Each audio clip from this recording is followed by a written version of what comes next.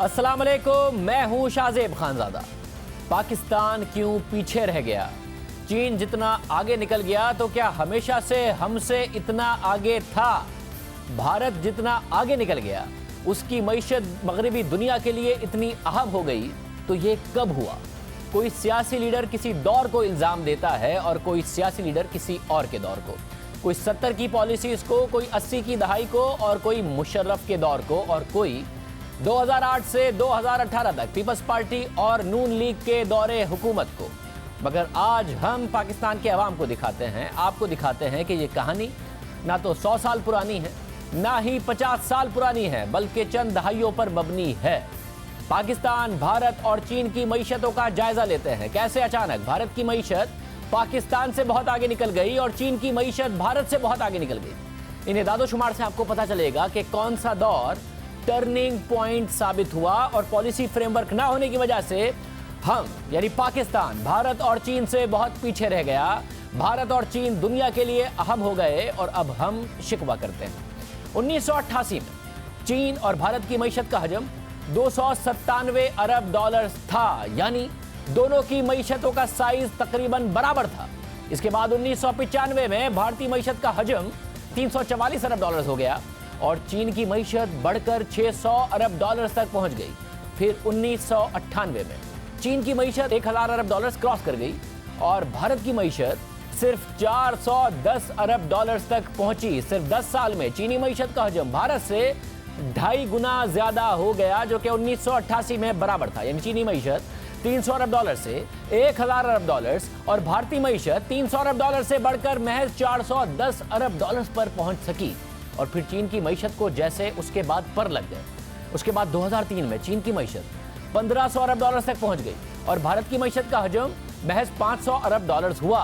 यानी चीन की मईशत भारत से 3 गुना तक बढ़ गई। फिर 2005 में भारतीय मईशत 800 अरब डॉलर और चीनी मईशत 2200 अरब डॉलर तक पहुंच गई। 2007 में चीन की मईशत 3000 अरब डॉलर को क्रॉस कर गई, जबकि भारत की मईशत 1200 अरब डॉलर तक पहुंची। इसके बाद आइंदा 3 बरस में यानी 2010 में चीन की मईशत 5000 अरब डॉलर से भी बढ़ गई और भारतीय मईशत से 4 गुना ज्यादा हो गई, जो उस वक्त तक सिर्फ भारतीय मईशत उस वक्त तक सिर्फ 1300 अरब डॉलर तक पहुंच सकी थी।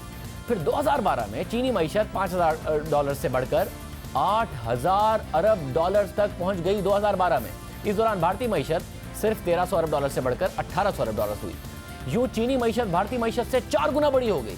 इसके बाद जब भारतीय मईशत 2000 अरब डॉलर तक पहुंची तो चीनी मईशत 10,000 अरब डॉलर से आगे बढ़ चुकी थी। यानी चीनी मईशत भारतीय मईशत से 5 गुना बढ़ गई थी और 2014 में भारतीय मईशत 2000 अरब डॉलर तक पहुंची। 2018 में ये 2700 अरब डॉलर तक पहुंच गई और चीनी मईशत उससे 5 गुना बड़ी ही रही और 13,500 अरब डॉलर तक पहुंच गई।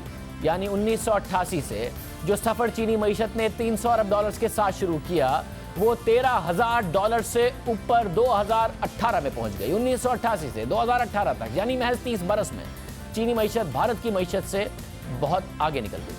अब जायजा लेते हैं दोनों ममालिक की एक्सपोर्ट्स यानी बरामदात का। फिर हम इन दोनों ममालिक का मवाजना पाकिस्तान से करेंगे कि कैसे चीन भारत से बहुत आगे निकल गया और भारत पाकिस्तान से बहुत आगे निकल गया। 1988 में चीनी बरामदात महज 40 अरब डॉलर की थी, जबकि भारतीय बरामदात 17 अरब डॉलर की थी। यानी चीनी बरामदात भारत से 2.5 गुना ज्यादा थी। उसके बाद 1995 में चीनी बरामदात 110 अरब डॉलर हो गई, जबकि भारतीय बरामदात 17 से बढ़कर 31 अरब डॉलर हुई।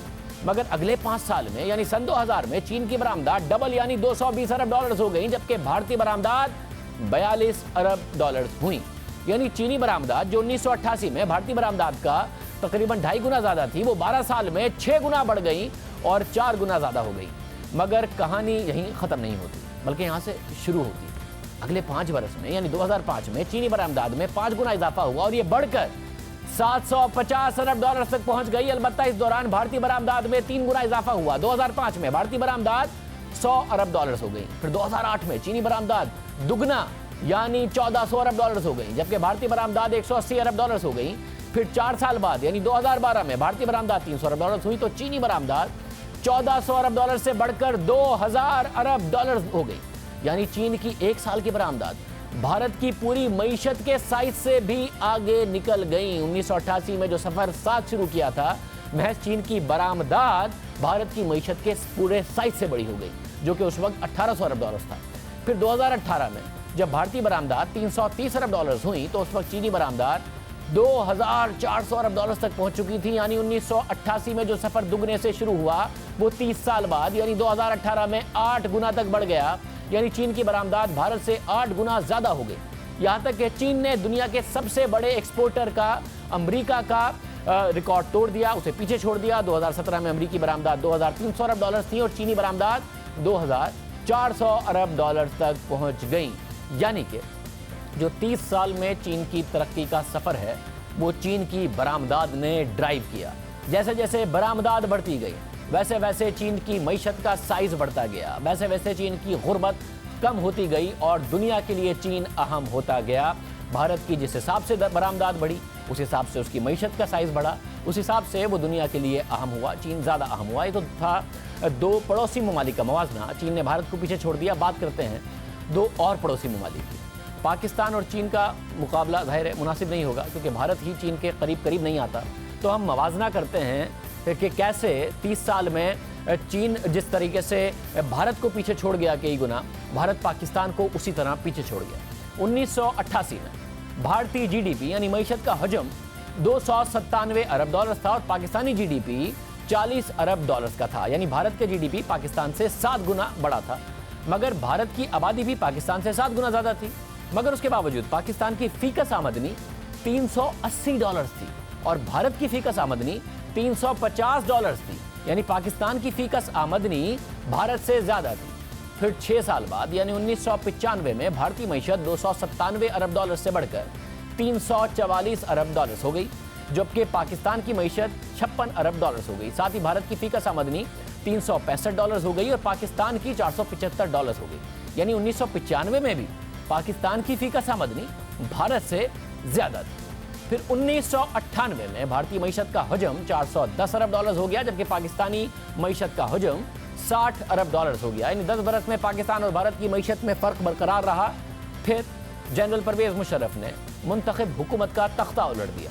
फिर 2003 में पाकिस्तानी मईशत का हजम 83 अरब डॉलर और भारतीय मईशत का हजम 500 अरब डॉलर तक पहुंच गया। 2 साल बाद यानी 2005 में भारतीय मईशत का हजम 800 अरब डॉलर हो गया और पाकिस्तानी मईशत 100 अरब डॉलर तक पहुंच सकी। भारतीय मईशत पाकिस्तान से 8 गुना बड़ी हो गई और फिर 2005 में पहली दफा भारत ने पाकिस्तान को फीकस आमदनी में पीछे छोड़ दिया।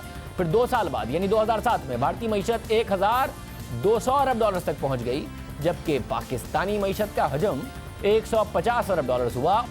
ये वो वक्त था जब भारत में मईशत की मजबूत बुनियादें रखी गईं, जबकि पाकिस्तान का दरामदात पर इन्हिसार बढ़ गया। भारतीय मईशत में मजीद तेजी आई। 2010 में भारतीय मईशत 1300 अरब डॉलर तक पहुंच गई, जबकि पाकिस्तानी मईशत 177 अरब डॉलर तक पहुंच सकी। फिर 2012 में पाकिस्तानी मईशत 225 अरब डॉलर हुई, मगर भारतीय मईशत 1800 अरब डॉलर तक पहुंच गई। 2014 में भारतीय मईशत का हजम 2000 अरब डॉलर से भी आगे बढ़ गया, जबकि पाकिस्तान की मईशत बढ़कर मुश्किल से 250 अरब डॉलर तक पहुंच सकी और 2018 में भारतीय मईशत का हजम पाकिस्तान से 10 गुना ज्यादा हो गया। भारतीय मईशत 2700 अरब डॉलर तक पहुंच गई और हम सिर्फ 300 अरब डॉलर तक पहुंचे। ये 70 बरस में नहीं हुआ। जनरल मुशर्रफ के दौर से पहले तक पाकिस्तान की फीकस आमदनी भारत से ज्यादा थी। भारत ने अपनी मुआशी मॉडल पर अमल किया और उसी पर कायम रहे, बरामदात पर फोकस किया, मईशत को बैरूनी सरमायाकारी के लिए खोला, जबकि हमारी मईशत मुसलसल IMF के ज़ेरे साया रही।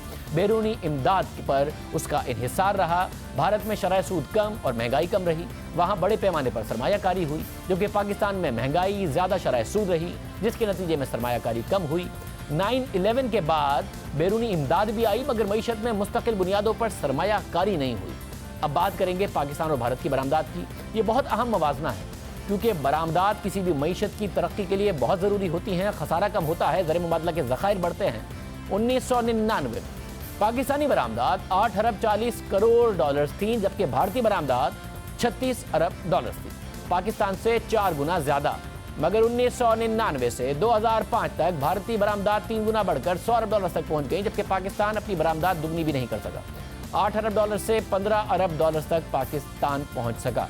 2008 में पाकिस्तान की बरामदात बढ़कर 22 अरब डॉलर हुई, मगर भारतीय बरामदात 180 अरब डॉलर तक पहुंच गई। यानी मुशर्रफ के दौर में बरामदात का फर्क 4 गुना से बढ़कर 9 गुना ज्यादा हो गया। पाकिस्तानी बरामदात 1.5 गुना बढ़ी, जबकि भारतीय बरामदात में 5 गुना इजाफा हुआ। तो भारत चीन के मुकाबले में बहुत पीछे रह गया और पाकिस्तान भारत के मुकाबले में बहुत पीछे रह गया। और जनरल मुशर्रफ के दौर के बाद जब पाकिस्तान को फौरी तौर पर IMF के पास जाना पड़ा, भारत में GDP और बरामदात दोनों में तेजी से इजाफा हो रहा था। चीन के मुकाबले में कम, मगर पाकिस्तान के मुकाबले में बहुत ज्यादा।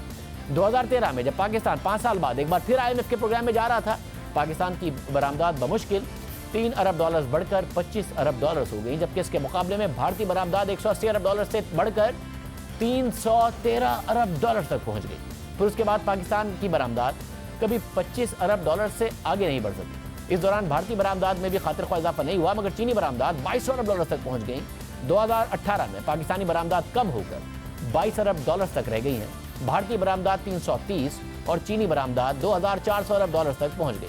तो पाकिस्तान पीछे जा रहा था, जबकि खत्ते के ममालिक आगे जा रहे थे और दुनिया में अपनी जगह बना रहे थे, अपना मकाम बना रहे थे। पाकिस्तान ने तमाम ही शोबों में बुरी कारकर्दगी दिखाई और चीन दुनिया के लिए अहम हो गया, भारत दुनिया के लिए अहम हो गया और साबित हुआ कि ये मईशत ही है जो जदीद दुनिया में किसी भी मुल्क की अहमियत का बाइस बनती है। महज और महज मुआशी ताकत, ना कि कोई और ताकत। GDP ग्रोथ, GDP साइज, फी कसा आमदनी, इन्वेस्टमेंट, ह्यूमन डेवलपमेंट, गर्ज के हर शोबे में ये ममालिक पाकिस्तान से आगे निकल गए। फिर बांग्लादेश की बरामदात में, जो कि 1999 में सिर्फ 5 अरब डॉलर थी, जबकि पाकिस्तान की बरामदात उस वक्त 8 अरब 40 करोड़ डॉलर थी, मगर अब बांग्लादेश की बरामदात 40 अरब डॉलर से, पाकिस्तान से बहुत ज्यादा। हम 25 अरब डॉलर तक नहीं जा पा रहे। हम बांग्लादेश से भी पीछे रह गए, 1999 में बहुत आगे थे। इसी तरह वियतनाम की बरामदात 1999 में 11.5 अरब डॉलर थी, तकरीबन पाकिस्तान के बराबर, मगर 2018 में वियतनाम की बरामदात बढ़कर 244 अरब डॉलर हो गई, यानी पाकिस्तान की बरामदात से 10 गुना ज्यादा। 20 साल पहले बराबर, 20 साल बाद 10 गुना ज्यादा। बरामदात पर तवज्जो जनरल मुशर्रफ के दौर में नहीं दी गई। उस वक्त भारत, चीन, बांग्लादेश और वियतनाम सब ने अपनी मईशतों में इस तरह सरमायाकारी पर जोर दिया कि उनकी मईशत आगे निकल जाए, मगर पाकिस्तान में न बिजली, न गैस और न ही बरामदात की सनत में सरमायाकारी हुई और मईशत गिरती चली गई। फिर पीपल्स पार्टी और नून लीग के दौर में भी फोकस बरामदात से ज्यादा दरामदात पर ही रहा। दरामदात बढ़ती रही और अब वज़ीर आज़म इमरान खान कौम को यह खुशखबरी सुना रहे हैं कि साल 2020 मुआशी तरक्की और रोजगार का साल होगा। उनकी मुआशी टीम भी यही दावे कर रही है, मगर क्या ऐसा हो सकेगा जो फोकस जनरल मुशर्रफ के दौर में बरामदात पर नहीं था, फिर पीपल्स पार्टी नून लीग ने भी नहीं दिया? क्या अब कुछ बदल गया है? क्या वाकई ये साल एक तरक्की का साल होगा? वज़ीर आज़म और उनकी मुआशी टीम तो यही वादा कर रहे हैं, मगर वर्ल्ड बैंक और खुद पाकिस्तान की स्टेट बैंक की रिपोर्ट इसके बरक्स कहानी बयान कर रही है। IMF के प्रोग्राम के तहत मईशत में इस्तेहकाम आया है, मगर हुकूमत एक दफा फिर कारकर्दगी को बढ़ा चढ़ाकर पेश कर रही है। वर्ल्ड बैंक ने पाकिस्तान की मुआशी तरक्की की शरह के लिए टारगेट कम कर दिया है। वर्ल्ड बैंक ने रवा माली साल के लिए पाकिस्तान की तरक्की की शरह 2.4%, जबकि 2021 और 2022 के लिए बिलतरतीब 3% और 3.9% रखी है। इस तरक्की की शरह के साथ ना तो रोजगार के मौके पैदा होंगे, ना ही खुशहाली आएगी। हालांकि इस साल बांग्लादेश 7% और भारत की तरक्की की शरह कम होकर भी 5% रहेगी। सिर्फ वर्ल्ड बैंक ही नहीं, पाकिस्तान के स्टेट बैंक की रवा माली साल की पहली तिमाही की रिपोर्ट भी यही दास्तान बता रही है। स्टेट बैंक की रवा माली साल की पहली तिमाही रिपोर्ट के मुताबिक पाकिस्तानी मुआशी तरक्की का हदफ 4% था, मगर वो पाकिस्तान अब हासिल नहीं कर पाएगा और इसकी वजह ज़राअत के शोबे में खरीफ की अहम फसलों की पैदावार में टारगेट के मुकाबले में कमी है। इसके साथ साथ बड़ी सनतों की पैदावार में भी पहली तिमाही में 5.9% की कमी देखी गई है। स्टेट बैंक की रिपोर्ट के मुताबिक रवा माली साल की पहली तिमाही में महंगाई की शरह 11.5% रही, जो गुज़िश्ता 7 साल की बुलंद तरीन सतह है। 2012 के बाद पाकिस्तान में इस शरह की महंगाई नहीं देखी गई और ये गुज़िश्ता साल की पहली तिमाही के मुकाबले में भी दुगनी महंगाई की शरह है। अब ये तो पहली तिमाही की रिपोर्ट है। जनवरी 2020 में तो महंगाई 14.6% की सतह पर रही, जो गुज़िश्ता 12 साल की बुलंद तरीन सतह है। वज़ीर आज़म इमरान खान की मुआशी टीम कभी अपनी महंगाई को पीपल्स पार्टी हुकूमत के पहले साल से, कभी नून लीग की हुकूमत के पहले साल से, कभी पीपल्स पार्टी की हुकूमत के आखिरी साल से, कभी नून लीग की हुकूमत के आखिरी साल से मवाजना करती थी। मगर अब तो 12 साल की बुलंद तरीन सतह महंगाई की आ गई है। मवाजना करने के लिए न पीपल्स पार्टी का दौर बचा है, न नून लीग का दौर बचा है। स्टेट बैंक की रिपोर्ट के मुताबिक करंट अकाउंट खसारे में कमी आई है और वो गुज़िश्ता बरस के मुकाबले में आधा हो गया है। मगर इसकी वजह बरामदाद में इजाफा नहीं है, बल्कि दरामदाद में कमी है। दूसरी तरफ पाकिस्तान ब्यूरो ऑफ स्टैटिस्टिक्स के मुताबिक नवंबर के महीने में पाकिस्तान की बरामदाद में कमी आई, जिसकी वजह से रवा माली साल के पहले 6 माह में बरामदाद में इजाफे की शरह महज 3.2% रह गई है। दिसंबर के महीने में बरामदाद एक दफा फिर $2 अरब से नीचे गिर गई। IMF ने रवा माली साल के लिए बरामदाद का टारगेट $26.8 अरब रखा था। उसने भी अपनी हालिया रिपोर्ट में ये टारगेट कम करके $25.7 अरब कर दिया है। दूसरी तरफ रवा साल के पहले 6 माह में FBR टैक्स वसूली का हदफ हासिल करने में नाकाम रहा है।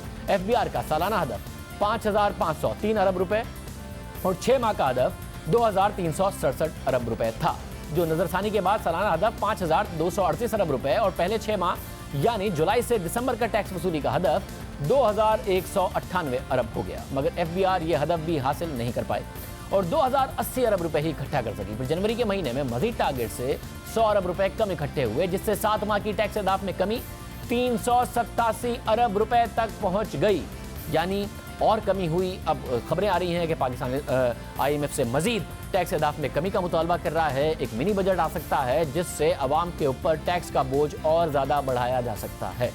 स्टेट बैंक की सहमाई रिपोर्ट के मुताबिक मईशत में इस्तेहकाम आ रहा है, मगर इसके बावजूद सरमायाकारों और अवाम का मईशत में एतमाद अब भी कमज़ोर है। महंगाई की वजह से लोगों की आमदनी पर मनफी असरात पड़े हैं। ज़र मुबादला के ज़खायर में कमी का सिलसिला रुक ज़रूर गया है, मगर स्टेट बैंक के ज़र मुबादला के ज़खायर अब भी तसल्ली बख्श सतह पर नहीं है। स्टेट बैंक की ही रिपोर्ट के मुताबिक मैन्युफैक्चरिंग और कमर्शियल कारोबारी सरगर्मियों में सुस्त रवि के बाइस और फिर उसके साथ साथ शरह सूद के बढ़ने की वजह से प्राइवेट सेक्टर ने बजाय इसके कि बिजनेस के लिए मजीद कर्जा लेता, उसने 85.4 अरब रुपए के कर्जे बैंक्स को वापस कर दिए। हालांकि गुज़िश्ता बरस इस अरसे में 99 अरब रुपए के कर्जे प्राइवेट सेक्टर ने लिए थे। प्राइवेट सेक्टर अपनी कम मुद्दती यानी शॉर्ट टर्म जरूरत के लिए भी कर्जे लेने को तैयार नहीं है, क्योंकि ज्यादा शरह सूद की वजह से कंपनीज के मुनाफे का मार्जिन जो पहले ही कमजोर मुआशी डिमांड की वजह से दबाव में था, उस मार्जिन में कमी आ रही है। स्टेट बैंक की रिपोर्ट के मुताबिक इस माली साल में आइंदा भी इंडस्ट्री की कारकर्दगी दबाव में रहेगी। अक्टूबर 2019 में बड़ी सनतों की पैदावार में 8% की कमी आई, जो कि पहले क्वार्टर की 5.9% कमी से भी ज्यादा है। यानी रुझान इंडस्ट्री की प्रोडक्शन में कमी का सिलसिला जारी है और उसमें इजाफा हुआ है। जब तहरीक इंसाफ ने इलेक्शन से पहले अपना मुआशी प्लान दिया और बताया कि वो 1 करोड़ नौकरियां देगी, 50 लाख घर बनाएगी, तो हमने उस वक्त असद उमर से पूछा था इलेक्शन से पहले कि GDP ग्रोथ यानी मुआशी तरक्की तो आपके प्लान में ही नहीं है, आपके टारगेट में ही नहीं है। हमने उस वक्त भी कुछ अहम सवालात उठाए थे। देखिए वो सवालात आज किस हद तक दुरुस्त साबित हुए। असबर साहब, आपकी तरफ से जो पॉलिसी अनाउंस की गई है और जो वादे हैं, 1 करोड़ नौकरियां 5 सालों में, 50 लाख घर बनाना, ये सारे का सारा मामला, इसके लिए पैसे चाहिए और नौकरियों के लिए इकोनॉमिक ग्रोथ चाहिए। जब आप 7% से इकोनॉमिक ग्रोथ का टारगेट ऊपर जाए, इन्वेस्टमेंट टू GDP 21% हो, तो फिर नौकरियां भी बहुत ज़्यादा पैदा होती हैं। मगर GDP ग्रोथ का टारगेट आपने कोई दिया नहीं है, जो कि इंटरनेशनल एक प्रैक्टिस है कि इतने GDP पर हम इतनी नौकरियां पैदा करेंगे और इतनी एक्सपोर्ट्स बढ़ाएंगे। कितना GDP ग्रोथ आपका होगा और क्या टारगेट है आपका जिससे आप ये सारा अचीव करेंगे?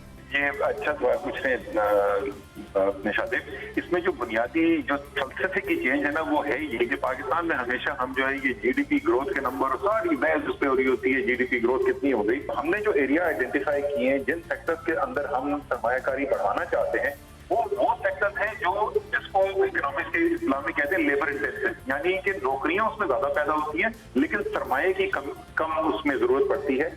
तो हमने जो सेक्टर आइडेंटिफाई किए, हाउसिंग इसमें से सबसे बड़ा जो सेक्टर होगा जिसके अंदर नौकरियां प्रोड्यूस होंगी। Education, health, tourism, environment, agriculture, IT, ये सारी वो चीजें जिसमें बहुत बड़ी लेवल ऑफ सरमायाकारी की कमी नहीं है। तो उससे अगर GDP ग्रोथ रेट 5% होता है तो 5 या 6% होता है, 6% है। हमें पर से GDP ग्रोथ रेट पे हमारी फिक्सेशन नहीं। मतलब ये जो आपने जवाब दिए, इससे और सवालात पैदा हो रहे हैं। ज़ाहिर है दुनिया भर में आप भारत का मॉडल, चाइना, किसी का भी मॉडल देखें तो वो GDP ग्रोथ से लिंक्ड है एम्प्लॉयमेंट। मगर आप कह रहे हैं कि आपकी पॉलिसी एक लेबर इंटेंसिव होगी, GDP ग्रोथ का उस पर अगर ज़्यादा फोकस नहीं होगा और पैसे की ज़रूरत नहीं होगी। 50 लाख घर, एक घर अगर 20 लाख रुपए का भी है तो तकरीबन 10,000 अरब रुपए बनते हैं, जो कि पाकिस्तान के मौजूदा पीएसडीपी का तकरीबन 25 गुना है, पाकिस्तान के पूरे सालाना बजट का तकरीबन दुगना है। अगर प्राइवेट सेक्टर से कराएंगे तो पैसे कहां से आएंगे, हुकूमत देगी तो पैसे कहां से आएंगे, बैंक, ये कहां से आएगा पैसा? तो इसमें सरमाए की तो बहुत ज्यादा जरूरत है लेबर इंटेंसिव होने के बावजूद। हम ये नहीं कह रहे कि ये सरकार अपनी जेब से करेगी, हमने इंसेंटिव स्ट्रक्चर बनाना है, हमने एक्सेस टू फाइनेंस क्रिएट करना है, लैंड राइट्स देने हैं जिससे इन्वेस्टमेंट आनी है प्राइवेट सेक्टर से। ये पीएसडीपी से फाइनेंस नहीं हो रहे। जो दूसरा पहलू है जिसकी वजह से इस वक्त बहुत सख्त हमारी सरमाए की कमी हो गई है, हमने पिछले 10-12 साल में जब से हमने की ना प्राइवेटाइजेशन बैंक की, उसके बाद से शाहजेब अगर आप देखें तो हमारे बैंकिंग सिस्टम के डिपॉजिट जो है वो जो मईशत का मजमूई हुजम है उसमें बहुत एक बड़े लेवल की कमी आई है। हमें जरूरत इस वक्त देश भर से भी तकरीबन आधे लेवल के ऊपर आ गए हैं। वो बैंकिंग सिस्टम के इस्लाहात अलग से हैं, उन इस्लाहात के साथ जो बैंकिंग सिस्टम का डिपॉजिट बेस बढ़ेगा उससे क्रेडिट क्रिएशन की रूम पैदा होता है। और जब हुकूमत खुद जाके सारे कर्जे लेके नहीं चली जा रही होगी बैंकिंग सिस्टम से और बैंकिंग सिस्टम की कैपेसिटी बढ़ी हुई होगी तो वहां से ये फाइनेंस होने हैं। ये प्राइवेट सेक्टर की एक्टिविटी है, इसमें हुकूमत ने काम इंसेंटिवाइजेशन का करना है, पॉलिसी का करना है, इसमें डायरेक्ट इन्वेस्टमेंट हुकूमत की इतनी ज्यादा नहीं है। अब लोगों की चॉइस है ना, लोगों, आप ये कह रहे हैं कि बैंक्स में डिपॉजिट बढ़ेंगे तो फिर एक कैपेसिटी पैदा होगी। आप वैसे भी पाकिस्तान का सेविंग रेशियो भी बढ़ाने की बात कर रहे हैं कि वो 50% तक जाए। बैंक में लोगों को पैसे रखने हैं तो रखेंगे, क्या आप इंटरेस्ट रेट बढ़ा देंगे तो ग्रोथ पे क्या फर्क पड़ेगा, उससे ग्रोथ पे कितना इंपैक्ट पड़ेगा, कैसे डिपॉजिट बढ़ाएंगे आप एग्जैक्टली? दो चीजें, एक जो हम जिसकी बात कर रहे हैं ये याद रखें कि पाकिस्तान का जो, और ये सेविंग रेट नहीं है, ये banking system deposit as percentage of GDP है। ये पाकिस्तान के जहां पे हम आज खड़े हुए, इसी पाकिस्तान के अंदर आज से 10-12 साल पहले इससे बहुत तकरीबन डबल सतह के ऊपर होते थे, तो हम कोई अनहोनी बात नहीं कर रहे हैं।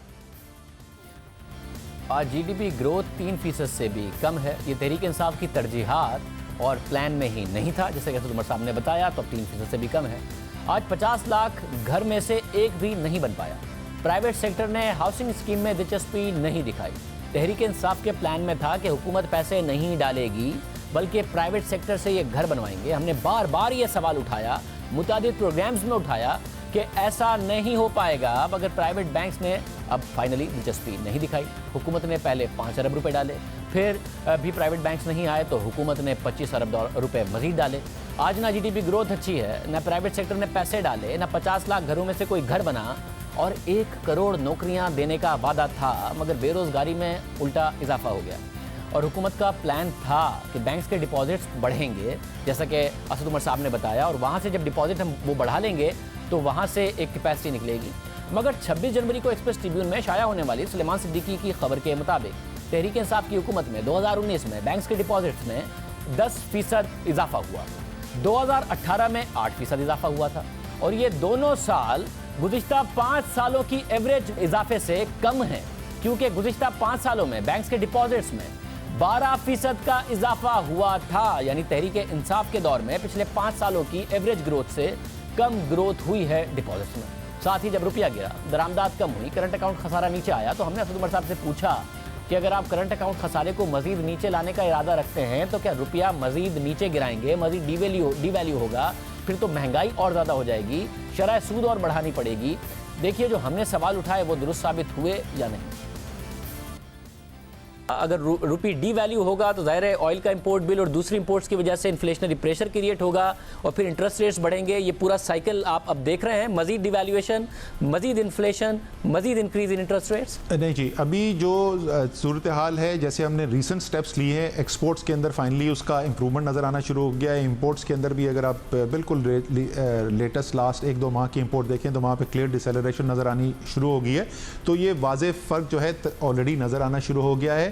आगे जो है जैसे जैसे टाइम गुजरता जाएगा हमारी कंसंट्रेशन ज़्यादा जो है ना वो एक्सपोर्ट्स के ऊपर है। प्रॉब्लम मेरा ये था कि इस वक्त फौरी तौर पे इकदामात इसलिए करने की ज़रूरत थी कि मेरे पास इतना टाइम नहीं था कि मैं 6 माह लगाऊं, 8 माह लगाऊं और मेरी एक्सपोर्ट्स इंप्रूव हों और रेमिटेंसेस इंप्रूव हो। रेमिटेंसेस के ऊपर बड़ा फोकस काम हो रहा है, 13% इजाफा हुआ है, लेकिन उसको और हम मजीद बढ़ाना चाहते हैं। तो एक्सपोर्ट्स के इंक्रीज और रेमिटेंसेस के इंक्रीज से आगे हम देखते हैं। फैसला तो करेंसी का स्टेट बैंक ने करना है और उसकी बुनियाद जो होनी चाहिए चाहिए वो रियल इफेक्टिव एक्सचेंज रेट ज़रा सी टेक्निकल चीज़ है, लेकिन उस बुनियाद पे होना चाहिए कि डिवैल्यूएशन की ज़रूरत है या नहीं है।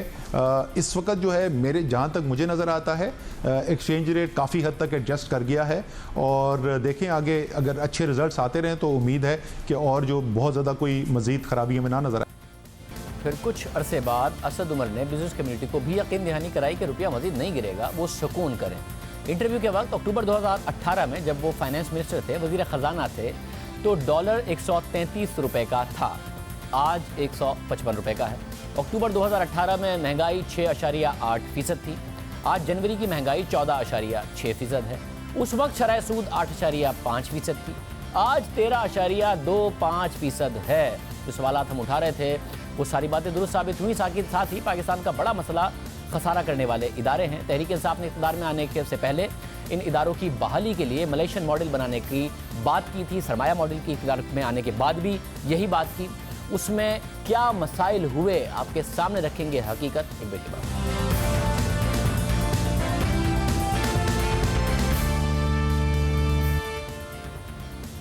तहरीक इंसाफ जब इक़्तिदार में आई तो PIA, स्टील मिल्स, बिजली की तकसीमकार कंपनियां कुछ ठीक नहीं चल रहा था। नून लीग ने वादे किए थे इन इदारों की बेहतरी के, मगर खसारे बढ़ते चले गए, वो नहीं अपना वादा पूरा कर पाए। तहरीक इंसाफ ने इलेक्शन से पहले ऐलान किया कि हम मलेशिया की तर्ज का सरमाया मॉडल लाएंगे और इदारों को बेहतर बनाएंगे। जब तहरीक इंसाफ ने इलेक्शन से पहले इस मॉडल का ऐलान किया तो हमने उसी वक्त इस हवाले से सवालात उठाए थे कि अमली तौर पर कैसे ये मुमकिन हो सकेगा। देखिए वो सवालात कितने दुरुस्त साबित हुए। रियासती इदारों की ये जो लॉस मेकिंग एंटिटीज़ भी जिसमें शामिल हैं, आपने कहा कि इनकी तंजीमें 9 की जाएगी। PIA, steel mill, power distribution companies, उसके लिए एक पाकिस्तान वेल्थ फंड बनाया जाएगा जिसमें रियासत के ज़ेर मिल्कियत इदारों के इनकलाबी बुनियादों पर उनकी तंजीमें 9 की जाएगी। वजारत से उन्हें अलग करके एक आज़ाद बोर्ड ऑफ डायरेक्टर्स बनाए जाएंगे, बोर्ड ऑफ गवर्नेंस होगा। ये बताएं, वेल्थ फंड में पैसे कौन डालेगा? हुकूमत ही डालेगी और फिर वो ऐसे ही चलेगा जैसे अभी ये नुकसान करते हैं, हुकूमत सब्सिडाइज करती है। कैसे चलेगा वो पाकिस्तान वेल्थ फंड?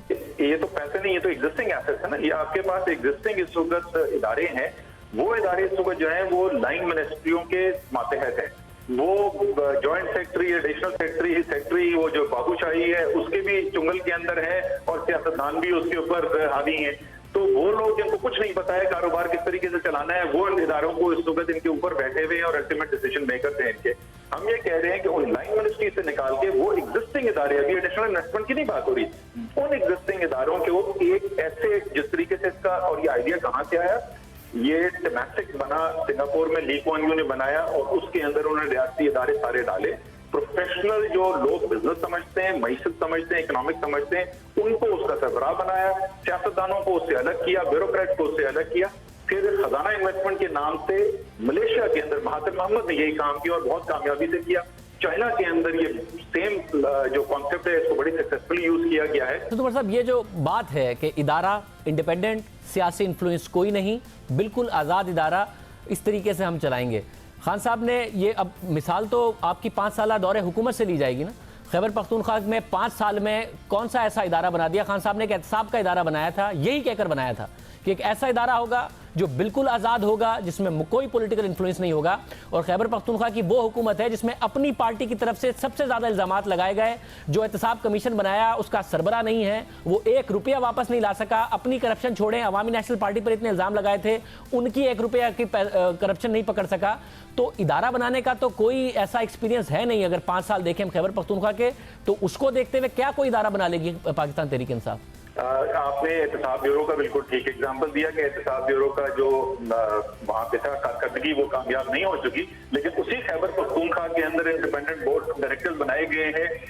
वहां पर हेल्थ का निजाम जो है, बड़े बड़े हॉस्पिटल जो है वो उनके पास दिए गए प्रोफेशनल्स के पास, और उसके रिजल्ट जो है वो आना शुरू हो गए। कल एक सर्वे छपने वाला है, वो आप देख लीजिएगा, सारा पाकिस्तान देख लेगा कि खैबर पख्तूनख्वा में हेल्थ का निजाम किस तरीके से बेहतर हुआ है और खैबर पख्तूनख्वा के अवाम उसमें हेल्थ के निजाम के बारे में क्या कहते हैं, सेहत के निजाम के बारे में। और आज खैबर पख्तूनख्वा के हेल्थ सेक्टर के हवाले से खुद आवाज़ उठ रही है, उस पर एतराज़ात हो रहे हैं। खुद वहाँ के वज़रा बता रहे हैं, आतिफ खान जब फारिग हुए तो बताया कि इमरान खान मुतमईन नहीं है वहाँ के हेल्थ सेक्टर से और सरमाया मॉडल पर अमल नहीं हुआ। मगर असद उमर जब वज़ीर ख़जाना बने तो हमने उनके आगे फिर सवाल उठाए। आपने वेल्थ फंड बनाने की बात की थी, बुरी तरीके से इदारे लॉस कर रहे हैं। आपने कहा था एक दिन मुनाफे में आएंगे, चाहे पीआईए हो या स्टील मिल हो, मुनाफा बात की बात है। अगर नुकसानात खत्म हो जाएं तो एक बहुत बड़ा बर्डन 600-700 अरब रुपए का सालाना खत्म हो जाएगा। क्या कर रहे हैं, उस वेल्थ फंड का क्या हुआ? या फिर प्राइवेटाइज करेंगे, वेल्थ फंड बनाएंगे, क्या करेंगे, मगर हुआ क्या? जी बिल्कुल, वेल्थ फंड का जी जो काम था, जो पहला काम था, वो वेल्थ फंड का एक कानून बनाना था कि किस तरीके से उस फंड को क्रिएट किया जाए। होल्डिंग कंपनी कहें, उसको वेल्थ फंड कहें, जो भी आप नाम देना चाहते हैं। तो वो लॉ मिनिस्टर ने अभी 3 दिन पहले मुझे अपना ड्राफ्ट उसका बनाकर भेज दिया है। अब अगले 1 हफ्ते के अंदर हमारी उसके ऊपर गुफ्तगू हो के मीटिंग करके हम फैसला कर लेंगे कि एक हतमी फैसला हो जाएगा कि किस तरीके से बनाना है। उसके बाद वो एक होल्डिंग कंपनी क्रिएट कर दी जाएगी और एक ट्रांजिशन प्लान कर बना दिया जाएगा कि किस तरीके से इदारे इसके अंदर एक एक करके हमने ट्रांजिशन करने हैं और उस होल्डिंग कंपनी का स्ट्रक्चर क्या होगा। तो उसकी जो सबसे पहला और सबसे मुश्किल और अहम काम था कि उसकी कानूनी शक्ल क्या दी जाएगी, और वो काम जो है वो लॉ मिनिस्टर ने मुकम्मल करके हमें दे दिया। जैसे मैंने कहा, इंशाल्लाह ताला अगले हफ्ते ये उसके अंदर फैसले हो जाएंगे। मगर प्राइवेट सेक्टर से आएगा क्यों पब्लिक सेक्टर एंटरप्राइजेस को चलाने, और फिर वो नैब का सामना करे, फिर वो सुप्रीम कोर्ट में पेशियां भुगते, कोई क्यों आएगा? किस तरीके से एक मैनेजमेंट बनेगी जिसको इख्तियार होगा बड़े बड़े फैसले करने का, और उससे ये कॉन्फिडेंस होगा कि वो बाद में जाके नैब नहीं भुगत रहा होगा? सवाल तो आप ये बहुत अहम पूछ रहे हैं, और नैब वाले जो हैं वो इसके बारे में उनको गौर भी करना चाहिए कि क्या नैब पाकिस्तान के बड़े बड़े डाकुओं को पकड़ने के लिए उन पे उनकी तरजीह होनी चाहिए, या एक प्रोफेशनल जो बैठा हुआ है, एक बाहर से अमेरिका से नौकरी छोड़ के आया है, वो चाहता है कि मुल्क की बेहतरी के लिए काम करे, उनसे ज़्यादा सवाल जवाब होने चाहिए।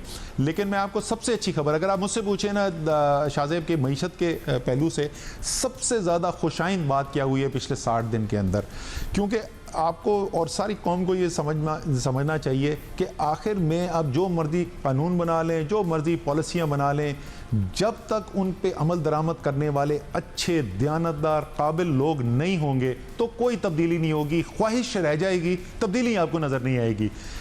और यही सबसे खुशाइंद बात है, दुनिया में काम करने वाले पाकिस्तान बेहतरीन प्रोफेशनल्स, ऐसे लोग, मैं आपको एक जिक्र करता हूँ, स्टैंडिंग कमेटी इंडस्ट्रीज की मैं चेयर करता था, उसमें मैंने चेयरमैन प्राइवेटाइजेशन कमीशन से पूछा कि जी ये देखें, ये नाम है आपके बोर्ड ऑफ डायरेक्टर्स के स्टील मिल के, क्या आपके ख्याल में ये स्टील मिल ठीक कर सकते हैं? उन्होंने कहा बिल्कुल नहीं कर सकते। तो मैंने कहा जी क्यों बदलते क्यों नहीं? उन्होंने कहा क्या करें, किसी जिससे बोलते हैं कि आके इसके अंदर ज्वाइन करो, बोर्ड कोई ज्वाइन करने को नहीं तैयार था। और ये बड़ी मीटिंग में, ऑफिशियल मीटिंग में हुआ था, मीडिया वहाँ पे मौजूद था। आज सूरत हाल ये है कि बोर्ड तो में तो आ ही रहे हैं, एग्जीक्यूटिव पोजीशंस के लिए इतने अच्छे क्वालिटी के लोग अप्लाई कर रहे हैं और आने को तैयार हैं कि मेरे ख्याल में पाकिस्तान की मईशत के लिए सबसे खुशाइंद बात हो ही ये रही है। मगर फिर इन इदारों को चलाने के लिए अच्छे लोग नहीं आए, ना मुल्क के अंदर से, ना दुनिया भर से। ये इदारे ऐसे ही चल रहे हैं, और नैब के कवानीन में खुद हुकूमत को तब्दीली करनी पड़ी कि वो प्राइवेट सेक्टर के लोगों को तंग ना करे। फिर कुछ माह बाद असद उमर हटा दिए गए तो हमने यही सवालात हम्माद अजहर के सामने रखे।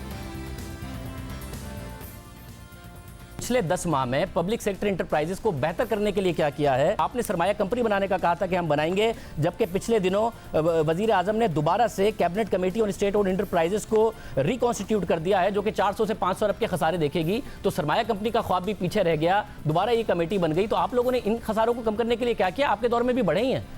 सरमाया कंपनी का काम यह है कि वो जो हुकूमत की तकरीबन 200 के लगभग या 250 के लगभग कंपनीज़ हैं स्टेट ओन्ड, उन सब को आइडेंटिफाई करना है कि उसमें से रीस्ट्रक्चरिंग किस में होएगी, फाइनेंशियल उसके अंदर प्राइवेटाइजेशन किसके अंदर होएगी, और पब्लिक प्राइवेट पार्टनरशिप किसके अंदर होएगी। उनका ये काम है कि उसको उनके अंदर आइडेंटिफिकेशन करनी है तमाम की के अखराजात और उनकी आमदन देख के। जो सेल ऑफ एसेट्स कमेटी है उसका काम बिल्कुल मुख्तलिफ है। जो हुकूमत के वफाकी हुकूमत के जो डिविजन्स हैं जिनके पास बहुत ज़्यादा डेड कैपिटल पड़ा है आइडल प्रॉपर्टी की सूरत में या आइडल बिल्डिंग्स की सूरत में या डेड एसेट्स की सूरत में, वो आइडेंटिफाई करके उसको प्राइवेटाइजेशन कमीशन के हवाले करना है। तो सरमाया कंपनी ने आज तक क्या किया? सरमाया कंपनी अपना काम कर रही है, उनकी बाकायदगी से मीटिंग्स हो रही हैं, और आप जल्द देखेंगे कि उसके ऊपर आपको हिकमत अमली नज़र आएगी कि तमाम जो 200 के करीब कंपनीज़ हैं उनके अंदर उनको आइडेंटिफाई किया जाएगा कि किसको पब्लिक प्राइवेट पार्टनरशिप में लेके जाना है, किसको डिस्पोज ऑफ करना है और किसको रिस्ट्रक्चर करना है। हमारे साहब 10 महीने गुजर गए, अभी तक आइडेंटिफाई भी नहीं किया। मैनिफेस्टो में था आपके, और उसके बाद सितंबर अक्टूबर में कह भी दिया, फिर बार बार दावे किए, अभी तक कंपनीज भी आइडेंटिफाई नहीं की हैं। क्योंकि गुज़िश्ता फाइनेंस मिनिस्टर ने आइडेंटिफाई की थी, ये वाले PIA को, स्टील मिल को प्राइवेटाइज करना चाहते हैं, ये वाले फाइनेंस मिनिस्टर मिनिस्टर, अभी तक आपने कंपनीज भी नहीं आइडेंटिफाई की हैं? नहीं, सिर्फ स्टील मिल और पीआईए नहीं है, इसके अंदर बहुत ज़्यादा और कंपनीज़ हैं। और आप ये याद रखें कि ये जो इनके नुकसानात हैं, ये कोई 1-2 साल में जनरेट नहीं हुए, ये दहाइयों में ये इस हालत तक पहुंची हैं ये कंपनीज़। तो जाहिर है कि अब इनके ऊपर एहतियात से काम किया जा रहा है और इंशाल्लाह जल्द आपको इसके ऊपर पेशरफ नज़र आएगी। फिर भी मामलात आगे नहीं बढ़ सके। वज़ीर-ए-आज़म और उनकी टीम 2 दफ़ा मलेशिया तो गए, मगर वहाँ का मॉडल नहीं ला पाए। इस वक्त इन मामलात पर हुकूमत को एडवाइस देने वाले और करीब से इसके बारे में जानने वाले साबिक वज़ीर ख़ज़ाना शौकत तरीन हमारे साथ मौजूद होंगे। उनसे पूछेंगे कि क्या ये मामला आगे बढ़ भी रहा है या अब छोड़ दिया गया। एक ब्रेक के बाद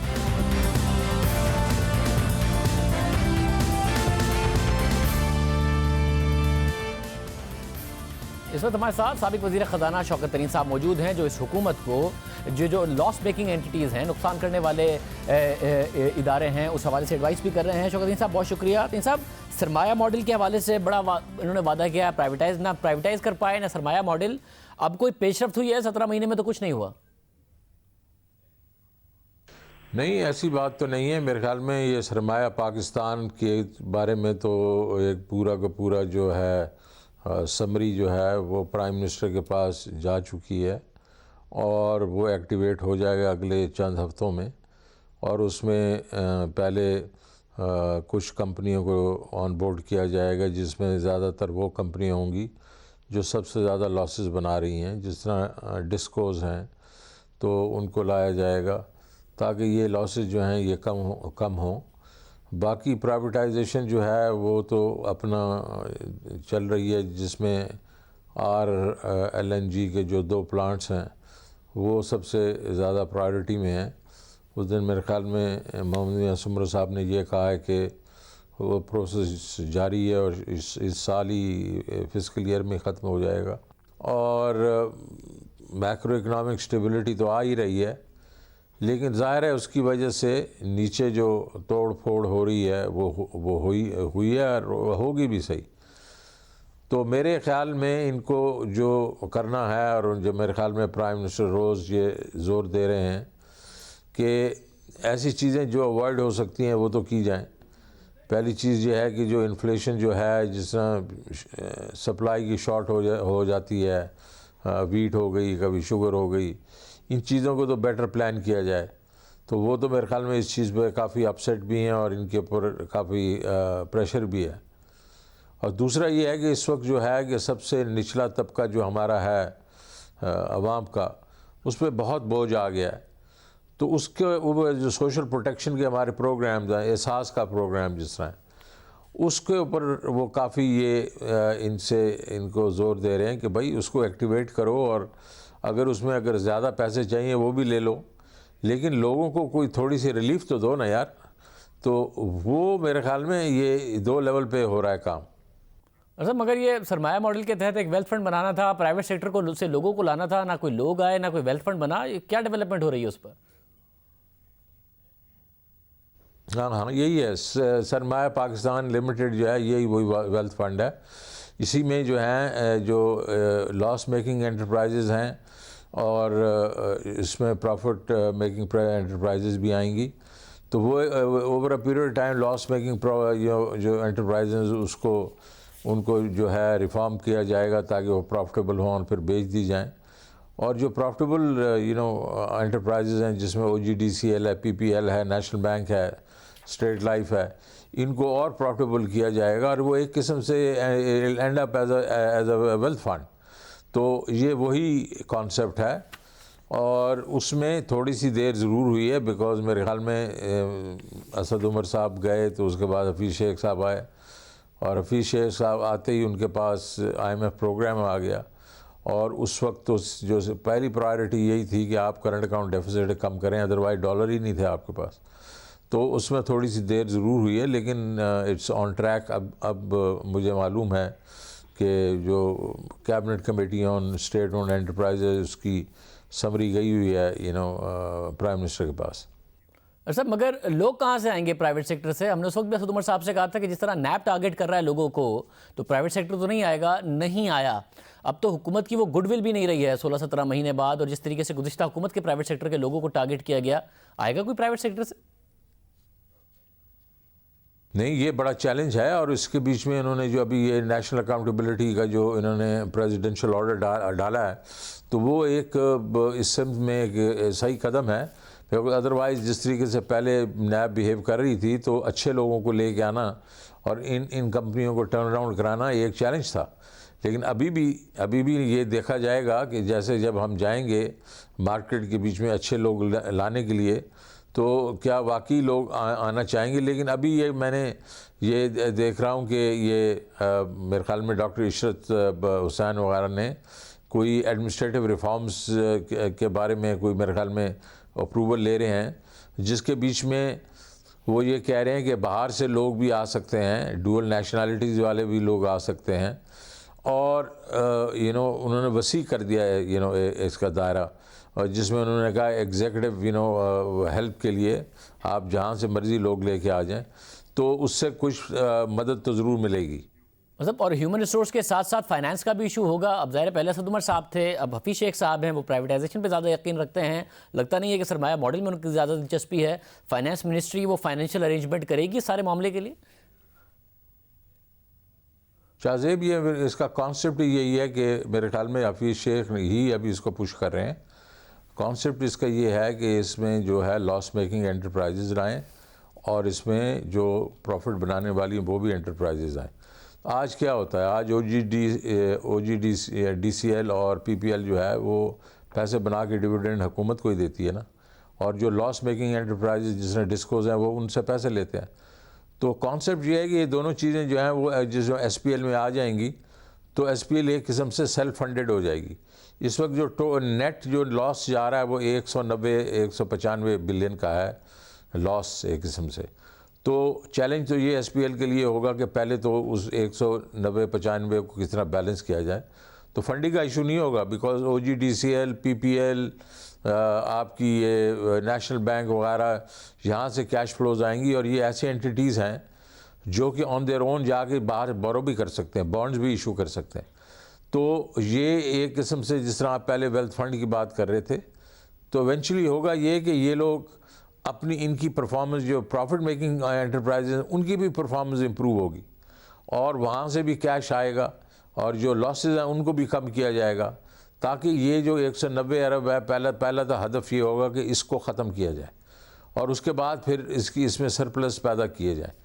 और आपको ये मालूम होना चाहिए कि तकरीबन 65 कंपनीज ऐसी हैं जो कि SPL में जाएंगी over a period of time. मगर अगर वो फंड नहीं बन सका अभी तक, ये इदारों के लिए भी कुछ बेहतर नहीं कर सके। स्टील मिल आज भी बंद पड़ी है, PIA के लॉसेस अब भी इंक्रीज हुए जा रहे हैं, कोई प्रोफेशनल मैनेजमेंट ये आज भी नहीं ला पाए हैं। अगर ये सरमाया फंड में डिले हो रहा था तो इदारों को ही बेहतर कर देते, वो काम भी इनसे नहीं हो सका, उसकी क्या वजह है? देखिए, प्रायोरिटी की बात थी शाहजेब। पहले जैसे आप सर मंडवाते ही ओले पड़ गए, जैसे इन्होंने हुकूमत ली तो उसके साथ ही ये पता चला कि यार तकरीबन 18 बिलियन तो शॉर्ट हैं डॉलर्स में, और इनके पास तो पैसे ही नहीं हैं। तो आई थिंक पहले तो ये है कि इसको स्टेबलाइज़ किया जाए। पहले तो करंट अकाउंट डेफिसिट जो था वो नंबर 1 प्रायोरिटी था। बाकी सबको उन्होंने कहा छोड़ो, जब तक ये अगर हमारे पास डॉलर ही ख़त्म हो गए, बैंकक्रप्ट हो गए, तो फिर क्या बात बनेगी। तो वो करते करते इनको देखा जाए तो अगर अप्रैल में हफीज़ शेख साहब ने संभाला है, और उससे पहले असद उमर साहब तो वो कोशिश करते रहे, लेकिन उस वक्त तो ये भी डिसीजन नहीं हुआ ना कि हम IMF के पास जाएंगे भी नहीं कि नहीं जाएंगे। तो अभी इसी 9 महीनों में या 10 महीनों में इन्होंने करंट अकाउंट को तो स्टेबल कर लिया है। अब उसके साथ अभी इस पे भी अब लग पड़े हैं, बिकॉज बाकी देखा जाए तो, अगर देखा जाए शाहजेब, तो 2 बड़े हमारे स्ट्रक्चर जो इश्यूज़ हैं बाकियों के अलावा। एक हमारा रेवेन्यू वाला FBR का, और एक हमारा ये SOEs हैं जो कि ब्लीड कर रही हैं हमें। तो इसी इन दोनों को, और ये बहुत ही मुश्किल किस्म के इश्यूज़ हैं, बिकॉज पिछले 10, 15, 20 साल से आप देखा जाए, बल्कि आई वुड से मैं तो जब से मैंने ये फाइनेंशियल इंडस्ट्री में होश संभाला है, ये 2 हमेशा प्रॉब्लम्स ही रहे हैं। हमारी टैक्स टू GDP रेशियो कभी 10, 11, 12 से ऊपर नहीं गई, और हमेशा ये जो 90s के से लेके अब तक ये हमारे जो हैं ये पब्लिक सेक्टर पैसे लूज़ कर रही है। तो ये मुश्किल इश्यूज़ हैं, बट ये हैंडल करने की कोशिश कर रहे हैं आप। बहुत शुक्रिया। शौकत गनी साहब कह रहे थे अब हैंडल करने की कोशिश की जा रही है, उम्मीद करते हैं कि ऐसा ही हो। अभी तक हुकूमत नाकाम हुई है, अब भी उम्मीद कम ही नजर आती है। अल्लाह हाफ़िज़।